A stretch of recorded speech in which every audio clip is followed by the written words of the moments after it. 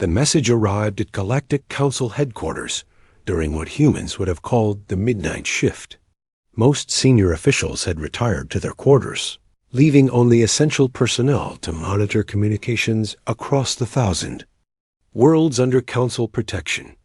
Officer Drex yawned as he scanned routine reports from the outer sectors. His attention perked when an urgent notification flashed across his screen. Earth's automated relay station had gone offline. He tapped his communication badge. "Central Command, we've lost contact with Sol System," he reported. "Automated systems show complete communication blackout." "Probably just maintenance," his supervisor replied with disinterest. "Humans are always tinkering with their systems. Flag it for morning review." Drex hesitated. "Sir, this follows similar blackouts from Proxima Colony and New Mars over the past 72 hours. That's 3 human settlements going dark in sequence." A pause. "Forward the report to Counselor Vyrix. He handles human affairs." And next morning, Council Representative Zal Thrak stood before the emergency session, his tentacles rippling with concern. "We've lost all contact with human territories.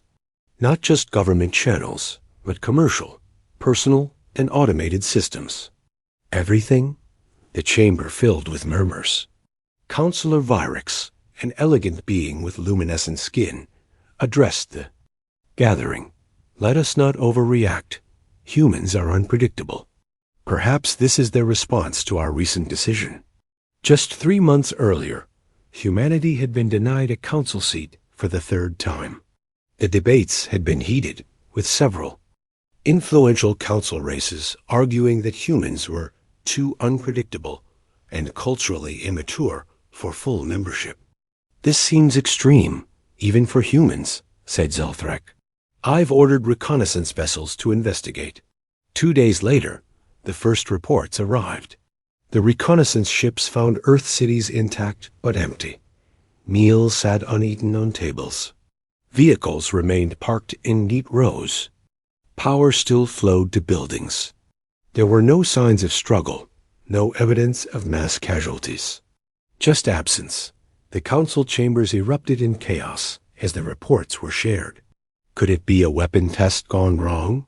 Suggested military commander Shrex, a hulking figure with armored plating covering his body.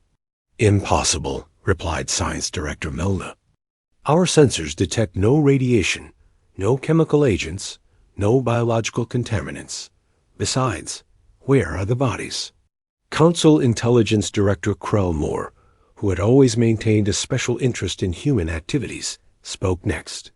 "My agents report that human digital networks have been systematically purged. Their research databases, military files, and personal networks show evidence of deliberate deletion." "They erased themselves from our records?" asked a shocked representative. "From the Plorians." "Not quite," said Krellmore. "They left one message found on their primary satellite. It simply states, 'We chose silence.'" The chamber fell quiet as the implications sank in. "This was planned," whispered Vyrix. Krellmore nodded. "I'm dispatching Agent Leah Bennett to investigate." Leah. Bennett stood out among Council intelligence operatives. Half human on her father's side, she understood Earth culture in ways her colleagues could not. For years, she had walked the difficult line between her loyalty to the Council and her connection to humanity. The transport ship dropped her in what was once Portland. She made her way through empty streets to her father's house. The front door was unlocked. Inside, everything was tidy but abandoned. Books lined the shelves. Clothes hung in closets. Food remained in the cooling unit, now spoiled Dot in her father's study. She found his personal terminal wiped clean. The only item out of place was a printed photograph left prominently on his desk. It showed a distant star system, one not immediately recognizable in Council records. She tucked it into her pocket dot as she explored the empty house. Memories flooded back. Her father had chosen to raise her on Earth, despite her mother's objections. Humans have something special, he'd told her mother. A spark the council races have forgotten. Leah's communicator beeped. Bennett, report, came Krellmore's voice. The city is empty, sir. No signs of coercion or panic. They left voluntarily. All of them? Simultaneously? That's 7 billion humans on Earth alone, not counting colonies. Yes, sir, and they prepared for it. My father's home shows evidence of careful packing. They took what mattered and left the rest. Back at Council headquarters, Archivist Zirin worked tirelessly to recover data from human systems. A small, hunched figure with 6 nimble arms, Zirin specialized in information recovery. Fascinating, he muttered as he sifted through fragments. Of code, they didn't just delete their data. They rewrote it, then deleted the rewrites, then purged the deletion logs. It's like they were erasing breadcrumbs. Zirin reported his findings to the emergency committee formed to address the human disappearance. They began this process approximately 3 years ago, working backward from their most classified systems to public networks. The coordination required would be immense. Could they have been conquered? Asked Military Commander Shrex. Perhaps. They're under duress. Science Director Milna shook her head. Our long-range scans show no unusual ship movements in or out of human space before the disappearance. No invasion fleet. No mass evacuation. Then where did they go? Demanded Zalthruk. Nobody had an answer. In the following weeks, the Council sent additional teams to human colonies. Each told the same story. Every human settlement, from the bustling lunar cities to the smallest outposts on distant worlds, stood empty. Mining operations, research stations, agricultural colonies, all abandoned with careful precision. The economic impact became immediately apparent. Human-operated shipping companies failed to deliver vital supplies. Research projects with human scientists stalled. Trading posts frequented by humans reported massive drops in business. Leah Bennett continued her investigation, traveling to major human settlements. In New Washington on Mars, she found the government district locked down, but intact. In the research colony on Europa, laboratories were shut down methodically, with equipment properly stored. They weren't fleeing, she reported to Krell-Moore. This was an organized withdrawal. The Council convened a special session to address the growing crisis. Representatives from all member races gathered, their confusion and concern palpable. Elder Counselor Thax, whose species had known humans longer than most, spoke with grave concern. We have underestimated them. For centuries, we watched them recover from setbacks that would have broken other races. We marveled at their resilience, but failed to recognize their determination. Are you suggesting they abandoned our shared galaxy over a council seat denial? Asked Virix incredulously. No, replied Thax. I believe they grew tired of waiting to be seen as equals. The seat denial was merely the final confirmation that they would always be viewed as lesser. In her temporary quarters, Leah examined the photograph from her father's desk. Using specialized equipment, she detected quantum signatures embedded in the image. With careful analysis, she identified the star system, one far beyond Council. Space, unexplored and unremarkable, but something about the quantum signature seemed odd. The particles were entangled in patterns she'd never encountered before. She couldn't shake the feeling that the image contained more than just a location. That night, Leah dreamed of her father. In the dream, he smiled sadly and said, "We found another way, Leah. Look beyond what you can see." She woke with a start, the photograph clutched in her hand. As dawn broke over the Council world, she realized that understanding where humanity had gone would require thinking beyond conventional space and time. The answer wouldn't be found in abandoned cities or wiped databases. It would be found in the silence itself. 6 months passed since humanity's disappearance. The initial shock had faded into grim acceptance across council space. Economic systems adjusted to the absence of human goods and services. Military patrols were rerouted to cover abandoned human territories. The mystery remained unsolved. The council established a special task force to investigate the disappearance. They appointed seasoned investigator Grath Domo to lead the effort. A tall, gray-skinned being with 4 eyes that missed nothing. Grath had solved interstellar mysteries for over 7 decades. "I need a team with diverse perspectives," Grath told the council, "and I need unrestricted access to all human territories." The council approved his requests. Grath selected 3 team members: Leah Bennett for her human insights, Dr. Tallis for xenopsychological expertise, and Captain Shrex as military observer. Dr. Tallis belonged to the Novan species, beings known for their empathic abilities and understanding of cross-species psychology. Her smooth blue skin and large, liquid eyes gave her a gentle appearance that put others at ease. Captain Shrex came reluctantly, his hulking frame and battle-scarred face reflecting his preference for direct action over investigation. Their first destination was the abandoned research facility beneath Chicago. Council intelligence had flagged unusual energy readings from the site before all human communications ceased. The team descended into the underground complex. Emergency lighting still functioned, casting everything in dim blue light. They passed through security checkpoints, all disabled. Leah noted how orderly the evacuation had been. No scattered papers, no overturned furniture, no signs of panic. They reached the central laboratory. Large machines formed a circle around a central platform. Displays showed diagrams of overlapping dimensional planes. What were they working on here? Asked Captain Shrex, his voice echoing in the empty space. Leah accessed a terminal. Unlike most human systems, this one contained data. Project Quantum Fold, she read. Research into dimensional physics. They were studying ways to bend spacetime to create pockets outside normal dimensional space. Dr. Tallis examined the equipment.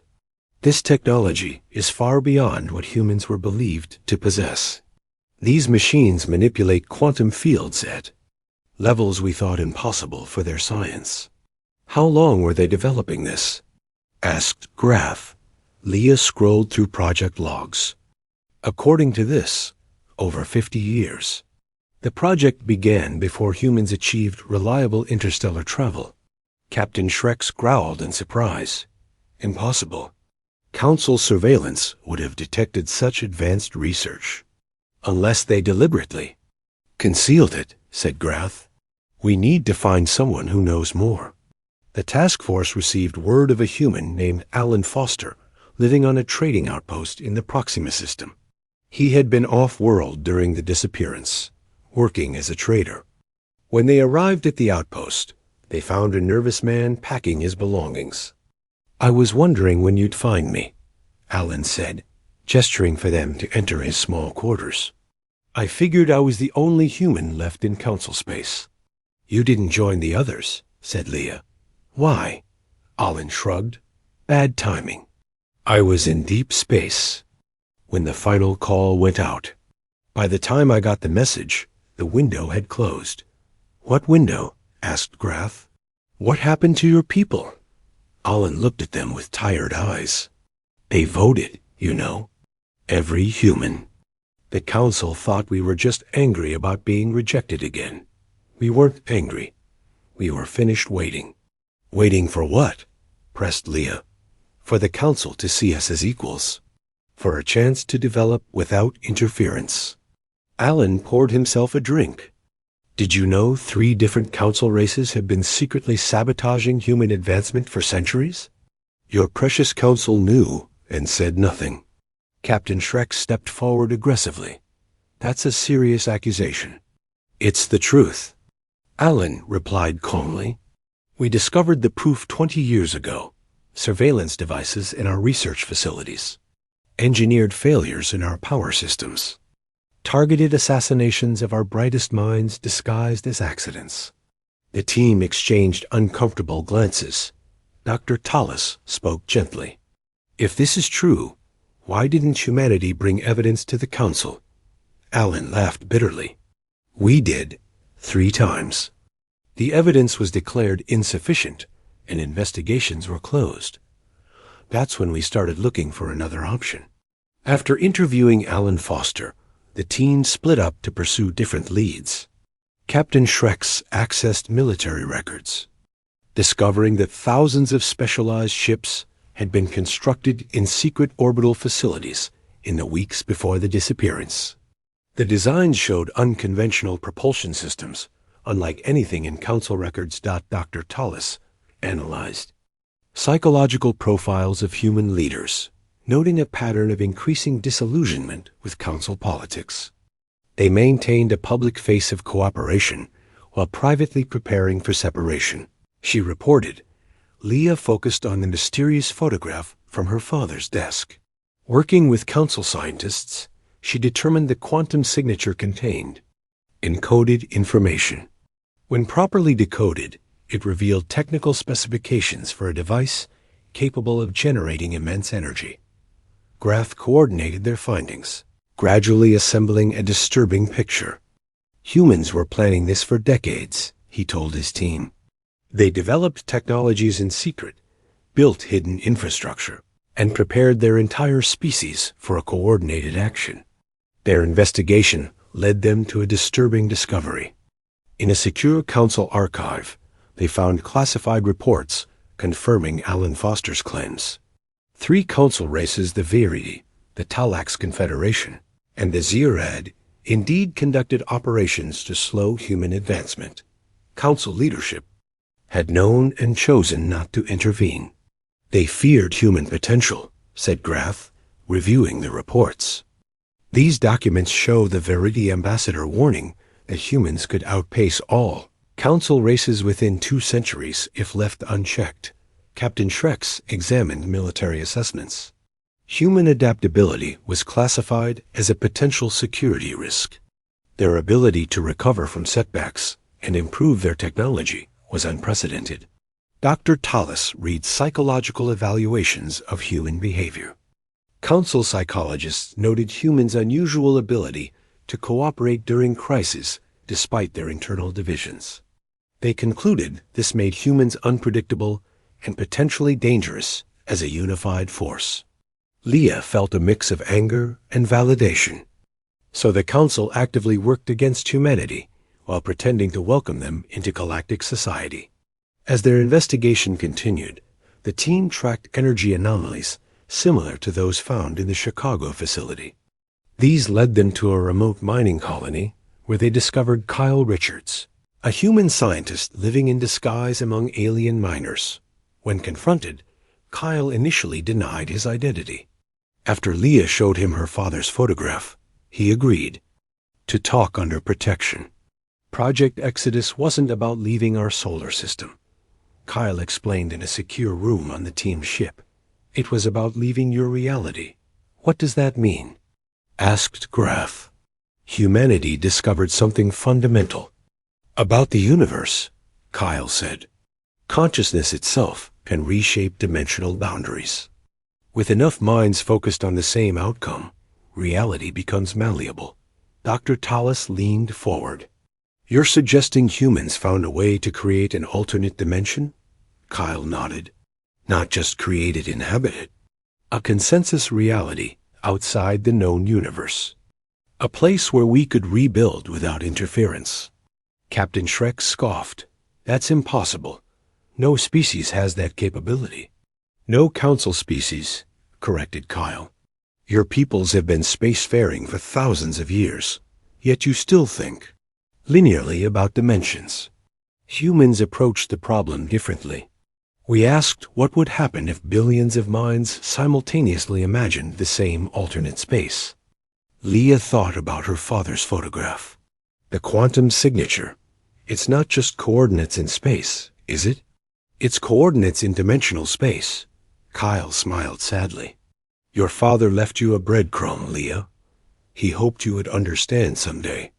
As the team reported their findings to the council, economic reports began showing unexpected problems. Industries dependent on human innovation struggled to maintain production. Medical treatments developed by human scientists became impossible to replicate as the underlying research was found to be incomplete. The council faced an uncomfortable truth. Humanity had been far more essential to galactic progress than anyone had acknowledged. Their absence created a void that grew more apparent with each passing day. The council chamber had never been so quiet.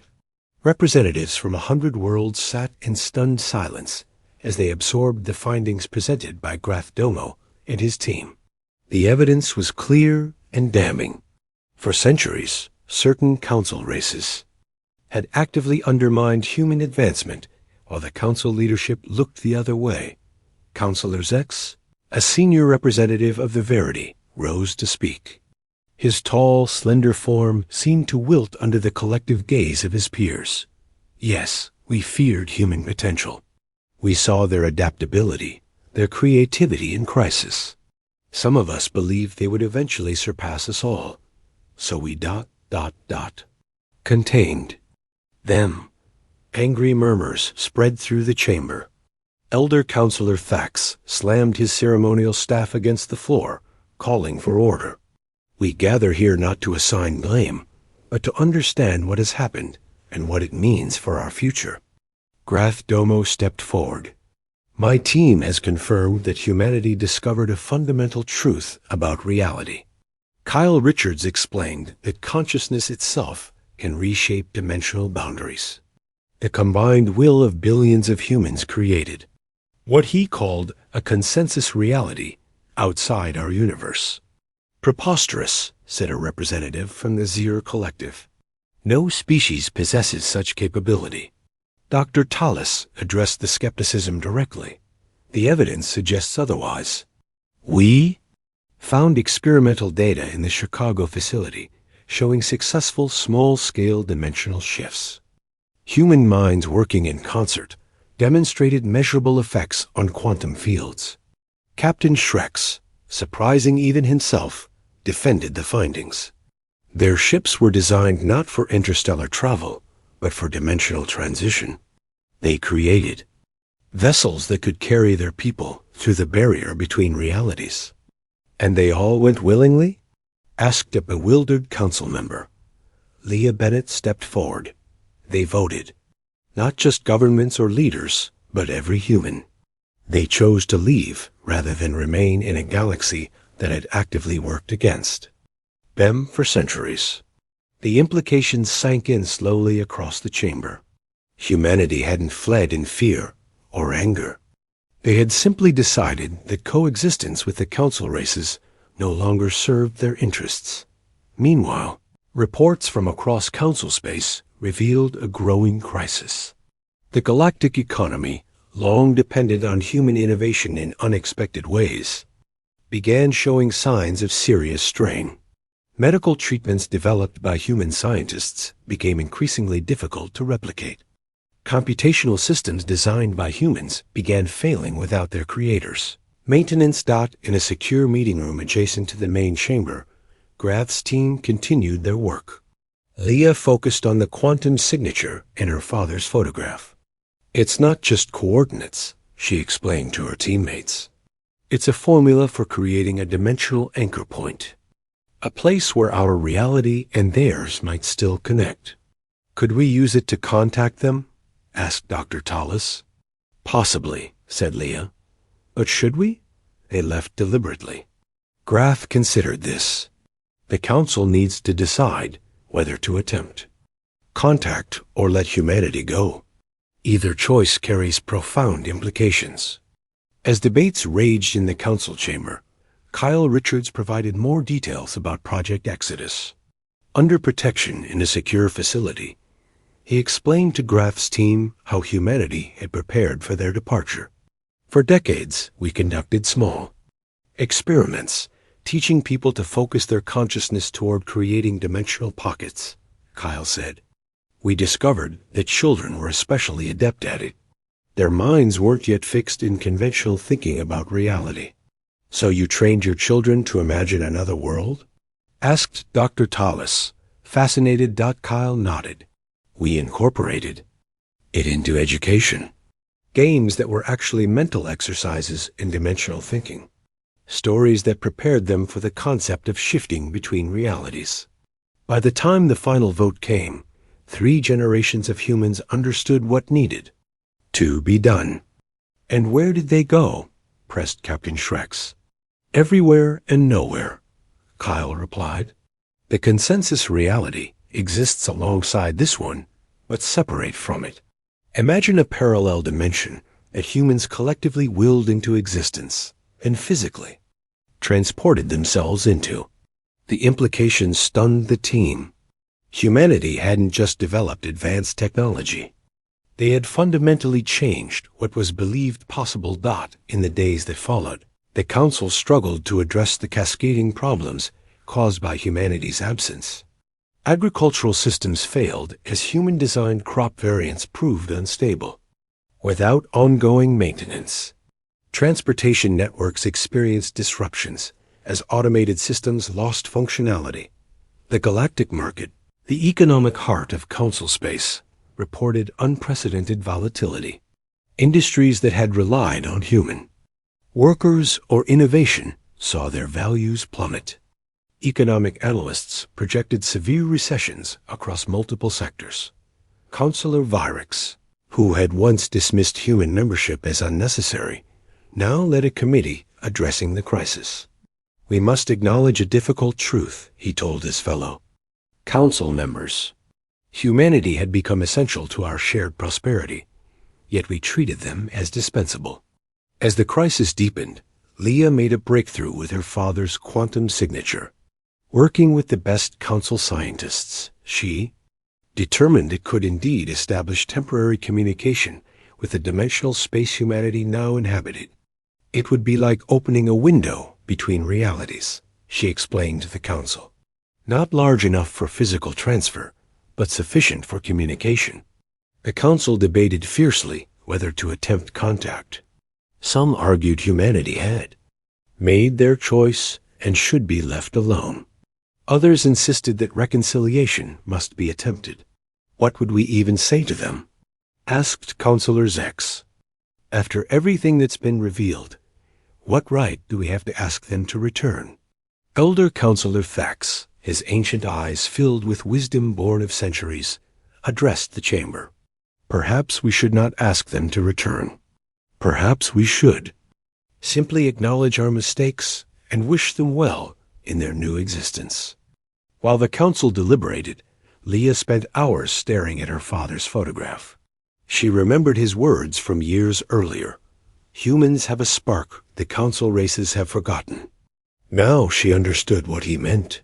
Humans had refused to accept the limitations others placed upon them.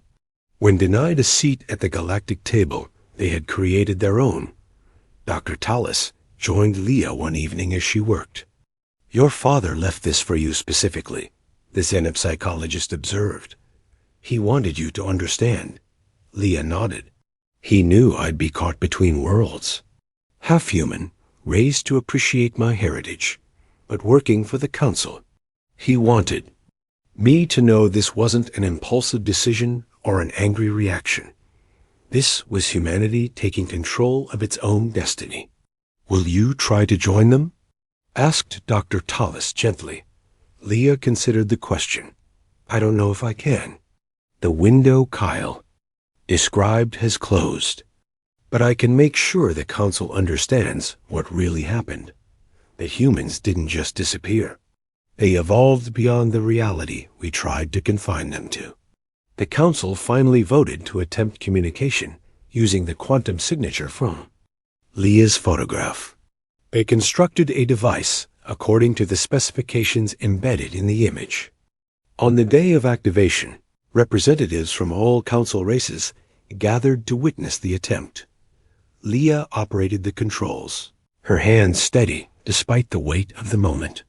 Energy fields swirled around the central platform As the device powered up, quantum particles danced in patterns too complex for most observers to comprehend. A shimmer appeared in the air above the platform.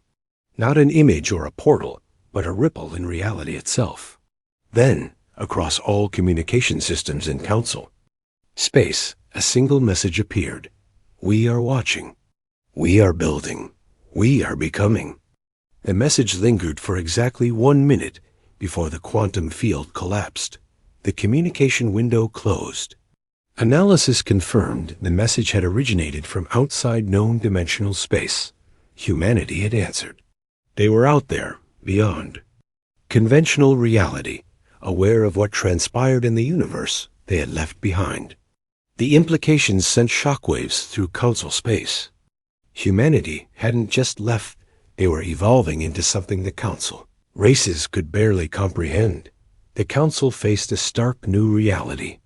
The species they had dismissed as unpredictable and immature had transcended the very fabric of existence. And they were watching. 20 years passed since humanity's disappearance. The brief message received through the quantum window, we are watching. We are building. We are becoming, had been analyzed countless times by Council experts. No further communication had been established despite repeated attempts using Leah's dimensional anchor point. The Galactic Council had changed dramatically in those 2 decades.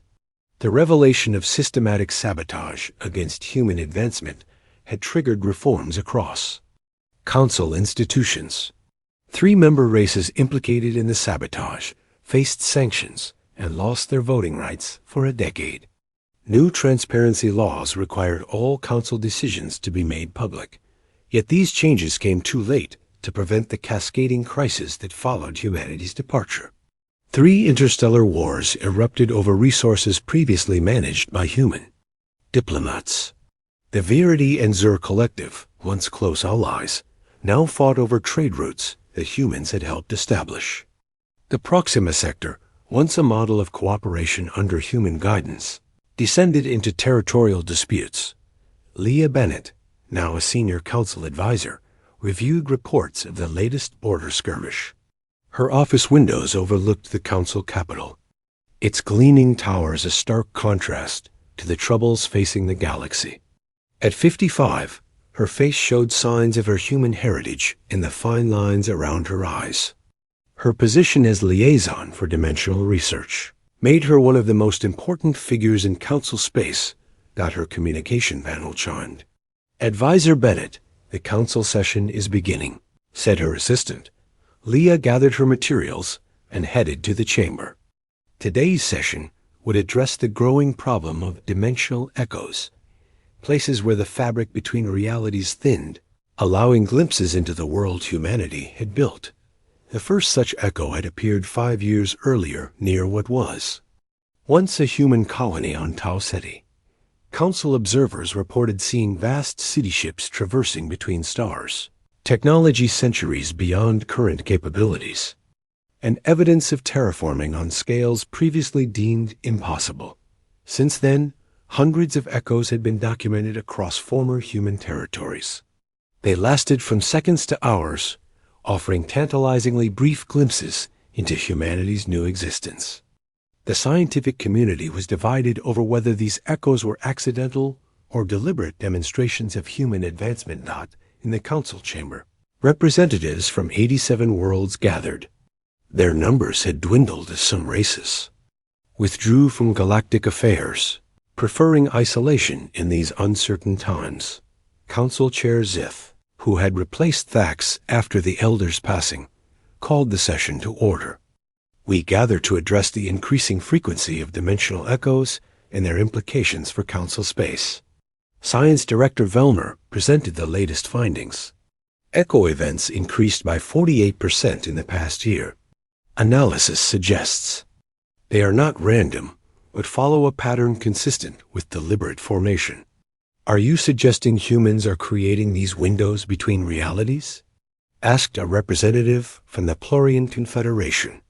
The evidence supports this conclusion, confirmed Velmer. The echoes appear primarily in regions where human activity was once highest. Their timing corresponds to significant dates in human history. Leah listened with growing interest. She had suspected this for years, but lacked proof. If humans were deliberately creating these dimensional thinning events, they were sending a message. The discussion turned to the technological advancements visible through the echoes. Council observers had documented human vessels that seemed to fold space around themselves, moving instantaneously between distant points. They had seen artificial worlds constructed around stars, harnessing energy at levels the council races could only theorize about. They've advanced centuries beyond our capabilities, noted military observer Dren, who had replaced Captain Shrex years earlier. If they chose to return in force, we could not stand against them. But they've shown no hostility, countered Leah. These echoes appear to be demonstrations, not threats. They're showing us what they've become. The debate continued as representatives expressed varying degrees of concern and fascination with humanity's new existence. Some viewed the echoes as warnings, others as invitations to communicate. After the session, Leah returned to her office to find Dr. Tallis waiting. The xenopsychologist had aged gracefully, her blue skin now lighter, but her eyes still sharp with intelligence. Their friendship had deepened over the years as they continued studying the human disappearance. "You believe they're reaching out," said Dr. Tallis. Not a question, but an observation. Leah nodded. "The echoes are too precise, too deliberate. They want us to see them. But not to join them," Dr. Tallis noted. "Not yet, anyway." Their conversation was interrupted by an urgent message.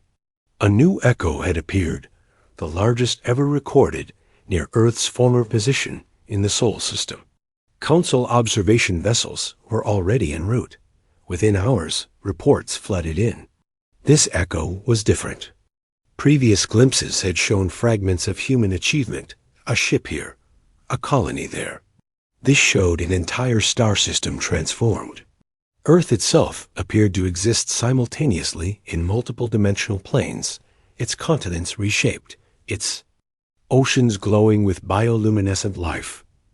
Most striking were the structures orbiting the planet.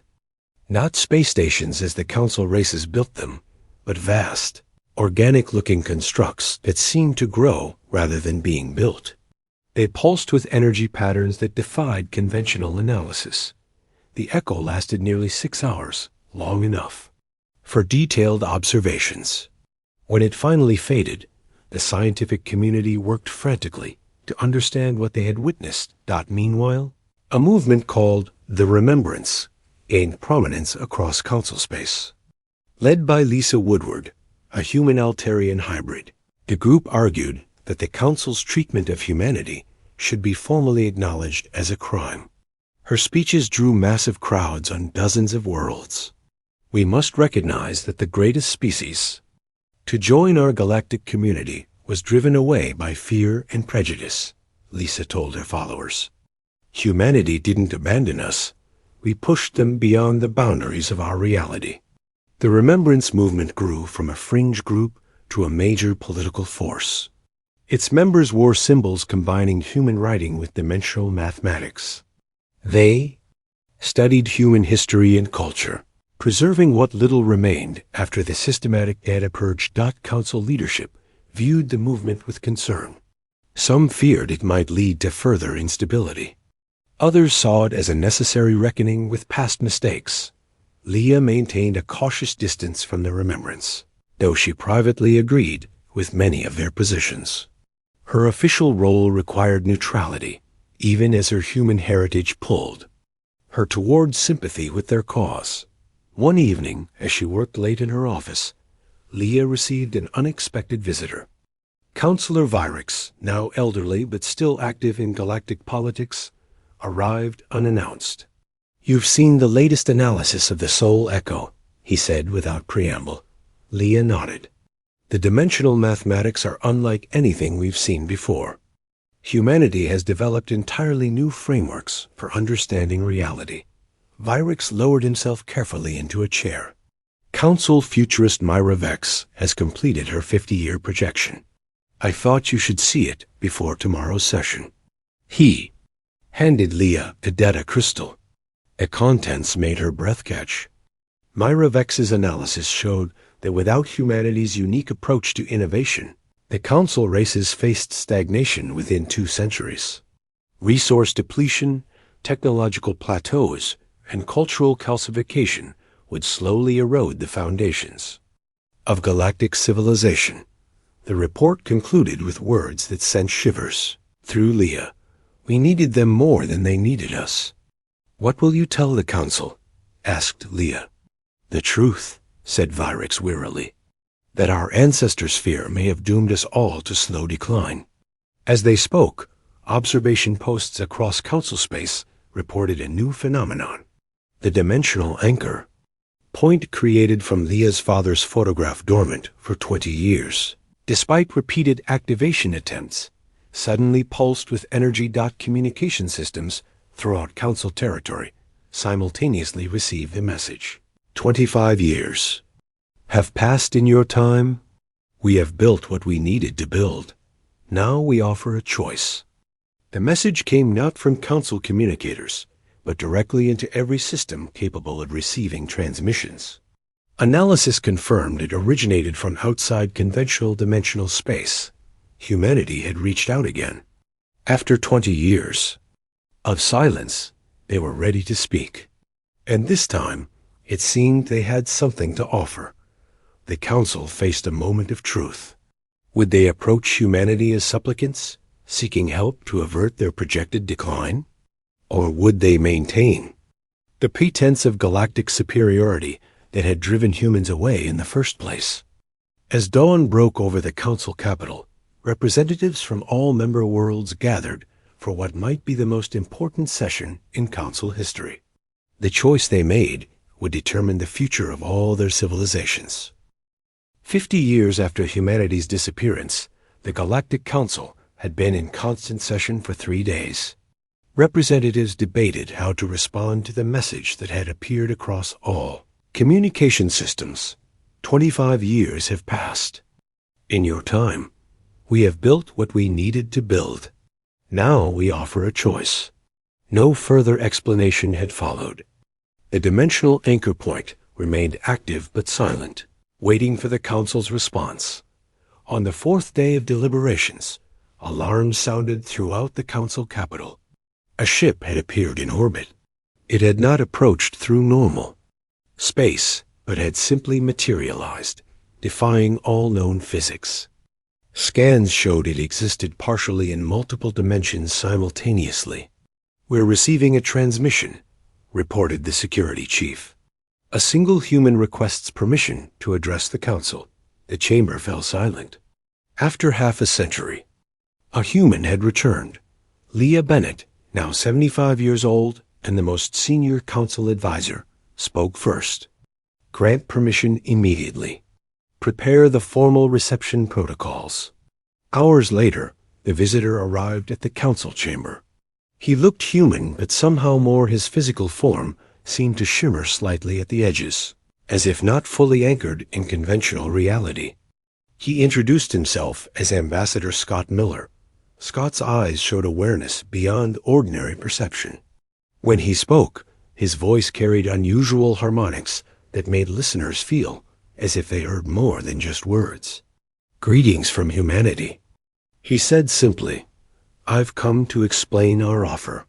Council Chair Zeeth, his ancient form supported by a gravity field, welcomed the visitor. The Council recognizes Ambassador Miller and expresses gratitude for this opportunity to re-establish contact. Scott smiled. Time flows differently in our realm. For us, it has been nearly 2 centuries since we left. We've been watching your struggles, the wars in Proxima Sector, the resource conflicts in the Outer Rim, the technological stagnation. You could have helped, said a representative from the Tsar Collective, unable to contain his bitterness. We needed time, replied Scott. Calmly. Time to become what you feared. Time to evolve beyond the limitations your peoples tried to place on us. Now we return to offer what you need." "And what is that?" asked Leah, studying the visitor, who represented what her father's people had become. "A future," said Scott. "Humanity has evolved, merging with our technology while maintaining our essential nature. We've mastered dimensional engineering. We can reshape failing worlds, solve your energy crises, and open pathways between stars that don't require conventional travel." The council chamber buzzed with excitement and suspicion. "What do you want in return?" asked Councillor Vyrix, now one of the oldest serving members. Scott's expression grew serious. "A complete restructuring of the council, with guaranteed representation for all sentient species. No more sabotage of emerging civilizations. No more secret operations to contain potential rivals. A genuine community of equals." Chaos erupted in the chamber. Some representatives shouted objections, while others called for immediate acceptance. Security drones moved into position, uncertain whether to treat the visitor as a threat. Elder Zith slammed his ceremonial staff against the floor 3 times, restoring order. "You must understand our caution, Ambassador. What you propose would fundamentally change power structures that have existed for millennia." "Yes," agreed Scott. "That's precisely the point." He gestured, and the air above the council table shimmered. A 3-dimensional representation appeared, showing a new framework for galactic governance. It featured rotating leadership positions, transparent decision-making processes, and safeguards against the suppression of emerging species. "This is not a negotiation," Scott clarified. "Humanity doesn't need the council anymore. We've built something beyond what you can imagine. This offer comes from compassion for the trillions of beings who suffer under the current system." The council recessed to consider the proposal. For 2 days, representatives debated among themselves. Some argued that accepting would mean surrendering their authority. Others pointed out that the alternative might be watching their civilizations slowly decline while humanity thrived in their separate reality. Leah spent hours walking through the memorial gardens, thinking about her father. He had chosen to leave with his people, knowing his daughter would remain behind. Had he hoped she would eventually help bridge the gap between humanity and the council races? Was this the moment he had prepared her for? When the council reconvened, Elder Zith asked for Leah's assessment as the most knowledgeable advisor on human affairs. "I believe the offer is genuine," she said. "Humanity could have returned with demands backed by force. Instead, they offer partnership on new terms. This isn't domination, it's evolution." After further debate, Elder Zith called for a final vote. The decision was unanimous. The terms would be accepted. Whatever fears and prejudices had driven the council to contain humanity in the past, self-preservation now demanded cooperation. Ambassador Scott received the news with a slight nod. "A wise choice. The transition will begin immediately." In the days that followed, human ships appeared near struggling worlds across council space. Unlike the vessels of other races, these ships seemed alive, their surfaces flowing like liquid metal. They brought technologies that healed dying ecosystems and solved energy shortages that had plagued frontier worlds for generations. The first human embassy opened on the council capital world. Its structure defied conventional architecture, existing partially in multiple dimensional planes. Visitors described experiencing expanded awareness while inside, as if their consciousness briefly touched something greater than themselves. Scott explained to council leaders how humanity had changed. "We haven't abandoned our physical forms, but we've transcended their limitations. Our consciousness exists across multiple dimensions simultaneously. We perceive reality as a flowing continuum rather than fixed states." Most fascinating to council scientists were the schools humans established across galactic space. These institutions taught other species how to access the dimensional consciousness that humanity had mastered. "We don't want to make everyone human," Scott told a gathering of council educators. "We want each species to become more fully themselves. The dimensional awareness simply gives you tools to evolve in your own unique directions." The first non-human students to graduate from these academies returned to their worlds transformed. They could perceive reality in ways their parents couldn't comprehend. They brought innovations tailored to their species' needs and cultural frameworks. Some council races embraced the new opportunities eagerly. Others maintained distance, wary of changing too quickly. Humanity respected each society's pace, neither pushing nor holding back. Leah Bennett, in the final years of her long life, visited Earth. The planet had been transformed beyond recognition. Continents had been reshaped, oceans glowed with engineered life, and cities floated above the surface, their structures integrating seamlessly with the natural environment. Her guide was a young human woman named Claire Wilson. Though human seemed an inadequate term for what Claire had become. Her form shifted subtly as they walked, responding to her thoughts and the environment around her. "Your father hoped you would see this someday," Claire told Leah, as they stood on a cliff overlooking what had once been the Pacific Ocean. Now it pulsed with billions of bioluminescent organisms that collectively formed patterns of breathtaking complexity. "How did you know my father?" asked Leah, surprised. Claire smiled. "In our reality, memories can be shared. Your father's experiences are part of our collective knowledge. His hope for you, his hope for reconciliation never faded." Tears filled Leah's eyes.